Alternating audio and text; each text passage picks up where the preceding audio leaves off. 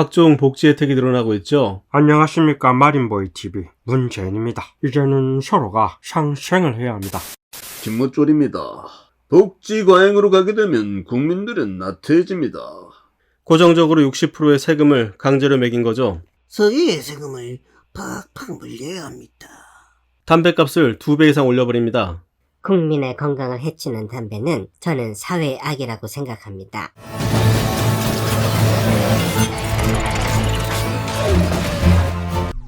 전편에서 영국을 통째로 뜯어고치려 했던 마가렛 대처에 대한 이야기를 해드렸는데요. 대처리즘이라고 불릴 정도의 당시 전 세계를 강타했던 신자유주의가 지금 현재에는 어떤 영향을 끼치고 있을까? 지금부터는 신자유주의가 우리나라 대한민국에서는 또 어떤 폐단을 가져왔었나에 대해서 설명을 드릴까 합니다. 폐단은 무슨 놈의 폐단 있고 기업이 살아야 노동자도 사는 기라. 우리나라도 김땡땡 대통령 시절 IMF와 함께 신자유주의의 엄청난 영향으로 IMF 이전과 이후의 대한민국의 모습은 완전히 바뀌게 되는데요. 경제부 장관, IMF가 뭐고? 지금부터 대처가 시행했었던 대표적인 정책들을 현재에 투영시켜 비교해드리겠습니다. 대처가 장관이었던 시절 정부 예산을 아껴야 한다며 초등학교 학생들의 우유 무상급식을 전면 중지시킵니다. 그것으로도 모자라 총리 시절에는 정부에서 운영 중이던 국영 타과서마저 폐쇄시켜버리죠. 예전에 우리나라에서도 무상급식 찬반 여론에 화두가 된 적이 있었죠. 오땡땡 서울시장님께서 아이들 무상급식 문제에 대해서 최대한 양보해도 50% 이상은 지원 못한다. 그랬다가 결국엔 시장직에서 물러나기도 했었죠. 결국 보편적 복지가 아닌 선별적 복지를 주장했었던 거였습니다. 선별적 복지? 이 말은 만약 우리 집의 소득 수준이 중하위권이라면 내 아이는 학교에 우리 집이 가난하다는 걸 증명해야 그나마 점심 식사비를 지원받을 수 있다는 겁니다. 한번 상상해보자고요. 우리 아이가 학교에 가서 선생님께 우리 집은 못 살아요 라는 증명을 해야 한다니 그걸 증명해야 하는 아이는 과연 어떤 기분일까? 당연히 기분 더럽겠죠. 또 하나는 대처의 신자유주의의 광풍에 경제성장률이 급격히 오른 부분입니다. 결국 나중에는 다시 폭락을 하긴 하지만 일단 한번 짚어보자면 겉으로 봐서는 기업들의 수입이 늘어나고 거기에다가 적자만 기록 중이던 공기업들의 민영화로 여기서도 어마어마한 이윤을 남기게 되죠. 그런데 그게 무슨 문제냐고요? 적자보단 흑자가 당연히 좋은 건데 또 무슨 문제가 있다는 거야? 과거 이땡땡 정부 시절 유류세가 갑자기 이상하게 바뀝니다. 국제유가가 오르던 내리던 관계없이 고정적으로 60%의 세금을 강제로 매긴 거죠. 깨끗한 환경을 위해서 서기의 세금을 팍팍 물려야 합니다.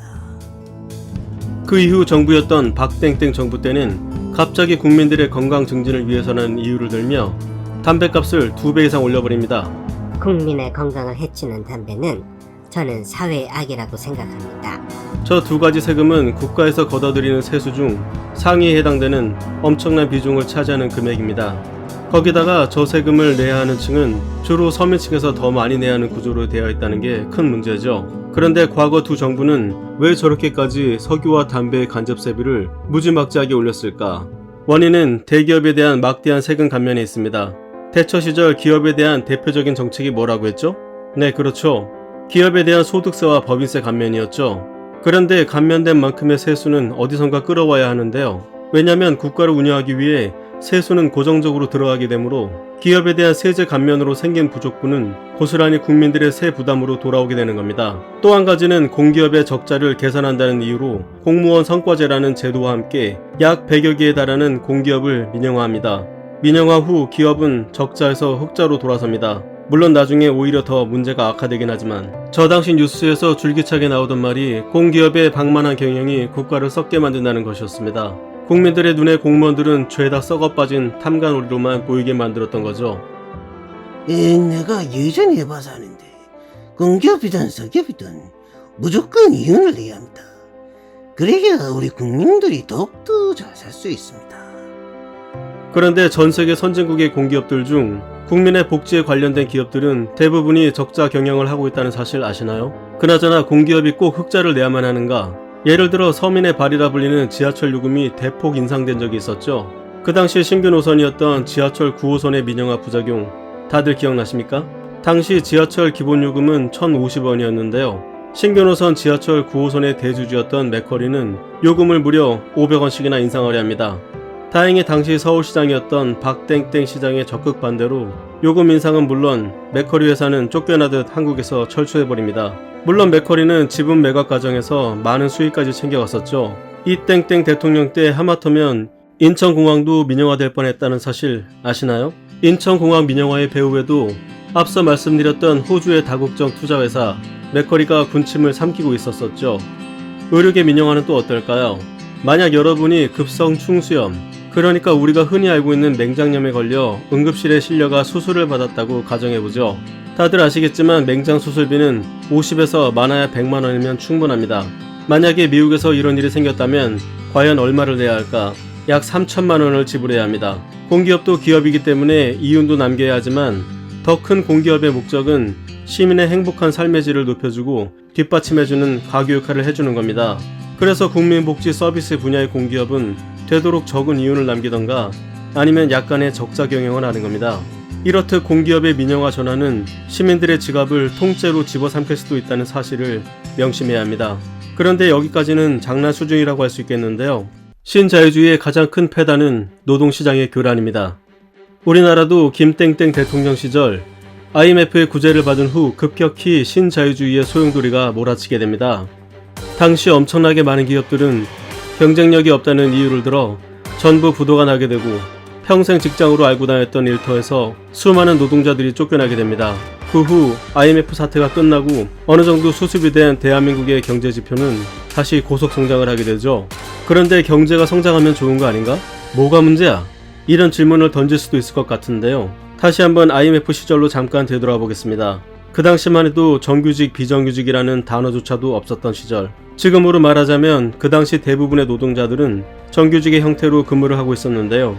신자유주의의 칼날은 대량 해고를 불러오게 되고 그렇게 해고된 노동자들의 대부분이 그전 월급의 절반 정도의 수준의 비정규직이라는 노동자로 재취업을 하게 되었죠. 그렇게 노동자들의 급여는 삭감에 삭감을 이어가며 죽어라 일마하는 구조로 바뀌어버립니다. 그렇게 노동자들의 희생을 딛고 IMF 위기는 넘어가게 되죠. 그런데 뉴스에서는 대기업들이 뼈를 깎는 구조조정으로 기사회생하며 엄청난 선방으로 IMF의 위기를 극복한과 동시에 기적의 경제성장을 이룬 대한민국이라는 국뽕뉴스가 판을 치게 됩니다. 여기서 경제성장에 대해서 조금만 깊게 생각해 볼까요? 도대체 누구를 위한 경제성장인가? 분명히 대한민국의 경제지표는 IMF 때보다 엄청난 성장을 하게 됩니다. 그럼 국민들의 생활의 질도 같이 성장해야 하는 것은 당연한 것 아닐까요? 그런데 실제 상황은 이렇습니다. 중소기업들은 대기업의 노예로 전락해버리고 대기업들은 IMF 전보다 수십, 수백 배의 성장을 하게 되죠. 신자유주의의 낙수효과? 우리나라 경제 규모는 세계 10위권까지 껑충 뛰어올랐지만 오히려 국민들의 소득 수준은 그 전보다도 훨씬 낮아지게 됩니다. 그것도 모자라 투잡, 쓰리잡, 국민들의 노동시간은 오히려 더 늘어나게 되었죠. 다시 한번 묻습니다. 도대체 누구를 위한 경제성장인가? 죽어라 일마하는 대한민국 국민들, 그럼에도 비정규직이라는 꼬리표를 달아 임금을 착취하는 대기업들, 그렇게 벌어들인 대기업의 금고에는 매년 엄청난 현금이 쌓여가지만 그 반대로 노동자들의 부채는 그만큼 늘어만 간다는 거죠. 자세히 살펴보자면 국내 30대 대기업의 사내 유보금은 약 900조에 이릅니다. 스위스 비밀금고 한국인 예치금액은 약 980조, 버뮤다 및 버진 아일랜드 등의 조세 피난처에 한국인 비밀예금 약 700조. 이렇듯 대기업의 금고는 터져나갈 듯 해마다 불어나고 있지만 그와 반대로 일반 국민들의 가계부채는 1700조가 넘어가고 있는 상당히 기형적인 모습을 보이고 있습니다. 말 그대로 부익부 빈익빈 현상의 끝을 달리고 있는 거죠. 여러분의 생각은 어떠십니까? 아직도 약육강식의 경제 논리가 맞다고 생각하시나요? 아니면 공평한 재분배가 필요하다고 생각하시나요? 재분배는 꼭 우리가 공산주의가 분배를 하게 밑빨개이가. 이렇게 말씀하시는 어르신들도 있을 것 같은데요. 재분배라는 말이 꼭 사회주의에서만 시행되는 것은 아닙니다. 재분배의 한 예를 제가 직접 겪었던 일화 하나로 소개해 보겠습니다. 과거 2007년에서 2008년 약 1년 동안 저는 호주에서 잠시 생활한 적이 있었습니다. 제가 한국에 돌아왔을 때는 2008년 9월 정도로 기억나는데요. 마침 2008년이 세계 금융위기가 시작된 시기라서 전 세계 경제는 마이너스를 기록 중일 때였습니다. 그런데 정말 믿기지 않는 일이 저한테 일어납니다. 호주에서의 모든 생활을 마치고 한국에 돌아온 후 몇 개월이 지나갈 무렵 호주에서 한 통의 메일을 받게 됩니다. 그런데 메일을 본 제 눈을 의심할 수밖에 없었는데요. 기억이 흐릿하긴 하지만 메일의 내용을 간단히 말씀드리자면 대략 이렇습니다. 미국의 서브프라임 모기지 사태로 촉발된 전세계 금융위기로 인해 소비활동이 위축되고 경기 침체가 지속되고 있다는, 그래서 호주 정부에서는 소득 활동을 했던 모든 국민들에게 약 130만원 정도를 지급한다는 거였습니다. 처음엔 제 눈을 의심했었습니다. 그도 그럴 것이 호주에서는 매년 세수 부족으로 국회에서 여야 의원들이 하루가 멀다 하고 치고받고 싸우기 일쑤였기 때문에 처음에 저도 믿질 않았습니다. 그런데 정말로 집으로 한 통의 국제 우편이 도착을 합니다. 편지 봉투 안에는 해당 금액의 수표 한 장이 짜잔 하고 들어있더군요. 호주의 복지 혜택을 한국에서 누렸던 아주 특별한 경험이었죠. 나중에 알고 보니 2008년 크리스마스 전에 호주 정부는 약 790만 명에게 1인당 1,400 호주 달러, 그 다음해 3월에는 세금 환급이라는 이름으로 약 870만 명에게 1인당 최대 900 호주 달러를 경기 부양 및 소비 증진의 목적으로 국민들에게 지급했다고 합니다.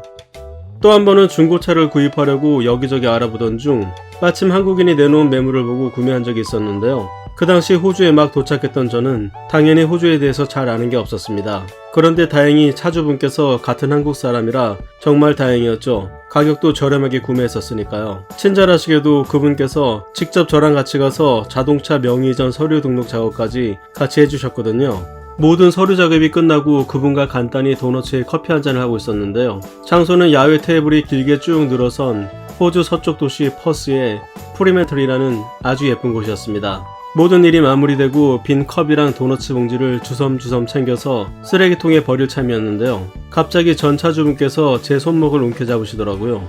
그래서 이게 무슨 일인가 했는데 그분 말씀이 지금 제가 이곳 카페 거리에 청소 노동자의 일을 빼앗는 행동을 하고 있다는 겁니다. 도무지 무슨 말인지 몰라 다시 여쭈어봤는데요. 그분께서 이렇게 말씀하셨습니다. 저와 멀리 떨어진 다른 테이블에 빈 컵들과 쓰레기를 치우고 있는 호주인 아가씨를 슬쩍 가리키며 지금 제가 저분들의 일자리를 빼앗는 행동을 했다는 겁니다. 그때까지만 해도 그분 말씀이 전혀 이해가 가질 않았는데요. 그 당시 호주에서도 세계 외환 위기로 경기가 안 좋을 따라 정부에서는 어떻게든 국민들의 일자리를 마련하고자 안간힘을 쓰고 있었다는 얘기를 듣기 전까진 말이죠. 그래서 저분들은 급여가 얼마나 되나 여쭈어봤는데요. 정말 기절하는 줄 알았습니다. 급여에 세금 환급까지 합치면 월 400만원 정도 받는다고 하는 겁니다. 물론 근무 시간도 하루에 7, 8시간 정도고요. 그때가 2007년도니까 지금으로 대충 환산하면 약 500만원 정도의 급여였던 거였죠. 실제로 제 경우에도 그 당시 호주에서 일도 좀 했었는데요. 제 시급이 약 16달러 정도 했고요. 혹시 주말 근무나 OT를 하게 되면 무조건 2배, 그리고 컨트랙 잡이라고 해서 내가 얼마만큼 일을 했는지에 대해서 측정되는 급여도 있는데요. 대충 저도 한 달에 500에서 600만원 정도 벌었던 걸로 기억됩니다. 그 당시에 한국 직장에서 죽으라고 일해도 월 350 간신히 받았는데 말이죠. 호주에서는 급여가 낮은 노동자들에게는 국가에서 세금으로 어느 정도 급여를 보조해주고 있다는 사실을 알게 되었을 때 너무나도 큰 충격을 받은 기억이 납니다. 여기까지 주저리 뒤죽박죽 말이 많았네요. 간단히 요약하자면 기업의 성장과 국가의 경제 성장도 대단히 중요하지만 성장 후에 맺은 열매를 너무 한쪽이 독식하는 구조는 자연스럽게 국민들의 심각한 피해로 이어진다는 겁니다. 참고로 우리나라와 호주의 GDP 규모는 거의 같은데요. 복지의 수준은 아직 갈 길이 많이 남았다고 생각합니다. 우리나라도 문땡땡 대통령 취임 후 각종 복지 혜택이 늘어나고 있죠. 안녕하십니까. 마린보이 TV 문재인입니다. 이제는 서로가 상생을 해야 합니다. 더욱더 질 좋은 복지를 위해서는 상대적으로 많은 수입이 있는 층으로부터는 좀 더 많은 세금을 징수해야 합니다. 제가 볼 때 이제 우리나라도 복지국가의 길로 어느 정도 들어섰다고 생각하는데요. 안녕하십니까, 김모쫄입니다. 복지 과잉으로 가게 되면 국민들은 나태해집니다. 예전에 어떤 당 당대표는 복지 과잉으로 가면 국민들이 나태해진다는 저런 말을 하고 있는 현실을 감안해 본다면 어느 순간 우리가 방심하는 틈을 타서 그동안 조금씩 이뤄놓은 복지국가의 기틀이 무너져 버리진 않을까 걱정이 되긴 합니다만 우리나라 국민이 누굽니까? 피 한 방울 흘리지 않고 평화적인 방법으로 썩어빠진 정권을 국민의 힘으로 몰아냈었던 대한민국 국민을 저는 믿습니다. 여기까지 마가렛 대처에서부터 시작된 신자유주의가 우리 사회에 어떠한 폐단을 가져다 주었는지 알아보았습니다. 이번 클립에서는 제 넋두리가 좀 많았네요. 죄송합니다.